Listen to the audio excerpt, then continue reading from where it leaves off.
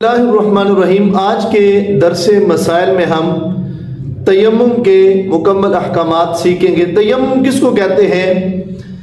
انسان کو غسل کی حاجت ہے یا وضو کی حاجت ہے اور انسان کے پاس پانی نہیں ہے، یعنی چاروں طرف ایک میل تلاش کرنے کے باوجود پانی نہیں ملا، یا پھر دوسری صورت کے پانی تو موجود ہے لیکن استعمال پر قادر نہیں ہے، بیماری ایسی ہے کہ بڑھ جانے کا خطرہ ہے یا سردی ایسی ہے جو ہلاک کر دینے والی ہے، تو اس صورت میں پاک مٹی سے پاکی حاصل کرنے کا نام تیمم ہے۔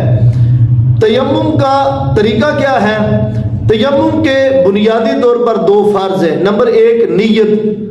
وضو کے اندر نیت ضروری نہیں ہے، نیت فرض نہیں ہے۔ جب آپ نے وضو کر لیا اس سے جو مرضی عبادت کریں، وہ جو مرضی معاملات کریں، لیکن تیمم کے اندر نیت شرط ہے کہ اگر آپ تیمم کر رہے ہیں تو کس کے لیے کر رہے ہیں۔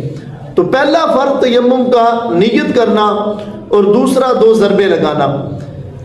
زمین کے اوپر وہ پاک مٹی، ہر وہ چیز کہ جو جلانے سے نہ جلے، نہ پگھلے، نہ نرم ہو، نہ راکھ بنے، جس طرح کے مٹی وغیرہ، بجری وغیرہ، پتھر وغیرہ، سیمنٹ وغیرہ، پہلی ضرب لگانی ہے اور ہاتھوں کو آگے پیچھے کر کے اگر گرد و غبار زیادہ لگ گئی ہے، مٹی زیادہ لگ گئی ہے، اس کو جھاڑ لینا ہے۔ پہلی ضرب سے چہرے کا مسح کرنا ہے، دستار وغیرہ اتار لیں، ٹوپی وغیرہ، پیشانی کے بعد جاسک سے وہاں سے لے کر ٹھوڑی کے نیچے تک، اور ایک کان کی لو سے دوسرے کان کی لو تک، چہرے کے درمیان کی جو ٹکیا ہے پورے چہرے کو مسے سے گھیرنا، یہ پہلی ضرب۔ دوسری ضرب پھر زمین کے اوپر لگانی ہے، ہاتھ آگے پیچھے کرنے ہیں، گرد و غبار زیادہ لگ گئی ہے ان کو جھاڑ لینا ہے۔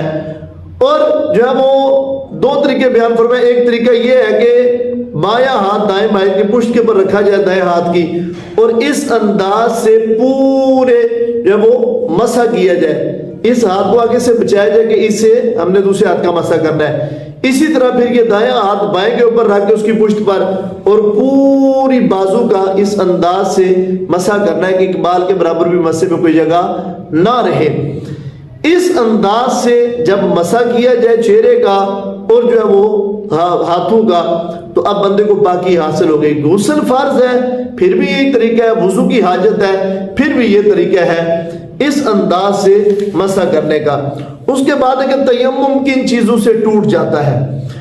ہر وہ چیز جو وضو کو توڑ دیتی ہے وہی چیز تیمم کو بھی توڑ دیتی ہے۔ اس کے ساتھ پانی کا بل جانا یا بیماری سے وہ شفا پانا، تندرست ہو جانا، پانی کے استعمال پر قادر ہو جانا، یہ چیز بھی تیمم کو توڑ دیتی ہے۔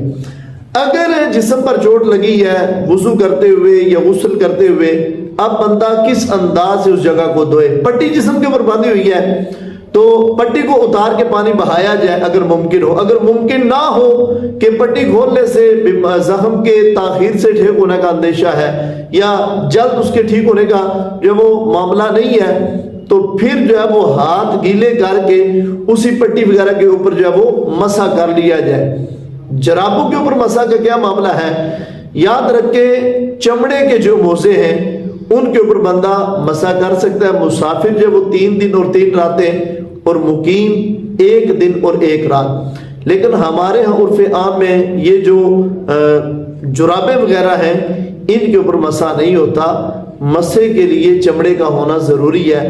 ہاں اگر کوئی ایسی جرابیں ہیں کہ جو اتنی مجلد ہے، اتنی موٹی ہیں کہ ان کو پہن کر تقریباً وہ بغیر جوتے کے چلنا ممکن ہو اور وہ پانی پہنچنے کے معنی ہوں، تو ایسی کوئی معاملہ ہے تو ان کے اوپر تو مسح ہے فقہاء اکرام نے۔ باقی چمڑے کے جو موزے ہیں ان کے اوپر مسح ہے، یہ جو مروجہ جرابیں ہیں ان کے اوپر مسح جائز نہیں۔